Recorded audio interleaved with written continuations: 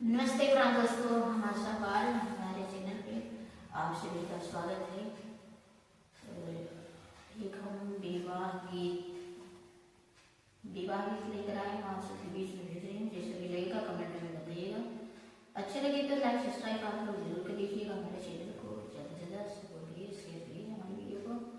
और गाना जो गीत जो है आप लोग लास्ट तक सुनिएगा, तभी गीत का आनंद आप लोग को मिलेगा और बीच में मत छोड़िएगा। पूरे भूखे देशवा से अगला पानी गवाहो, हथवा हर दिया के गाठी जी। पूरे भूखे देशवा से अगला पानी गवाहो, हथवा हर दिया के गाठी जी। आओ पंडित बैठऊ चरण पीढ़िया हो, कहो पंडित नैहर कुशल जी।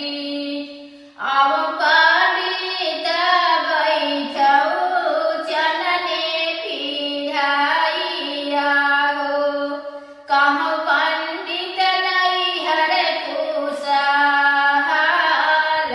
जी। तोहरे नैहरवा बेटी अच्छी कुशलिया हो, तोरा बाबा चले बिया है जी। तोरे नैहरवा बेटी अच्छी कुशलिया हो, तोरा बाबा चले बिया है जी। अपने बापैया के हम तो अकेली रहली, केकर बाबा चले बिया है जी। अपने बापैया के हम तो अकेली रहली, केकर बाबा चले बिया है जी। जही दिन आइलू बेटी अपने सासुरवा हो, तोरे पीठी भइले नंदा लाल जी। जही दिन आइलू बेटी अपने सासुरवा हो, तोरे पीठी भइले नंदा लाल जी। ओ नहीं के चले बिया है जी। ओ नहीं के चले बिया है जी। मचिया बैठी मोरी सासू बड़ाई दिन, सुन सासू हमारी जी। मचिया बैठी मोरी सासू बड़ाई दिन, सुन सासू हमारी जी। दई दे तू मोरी सासू अपन छीनी सड़िया हो, भैया बिया है नैहर जाब जी। दई दे तू मोरी सासू अपन छीनी सड़िया हो, भैया बिया है नैहर जाब जी।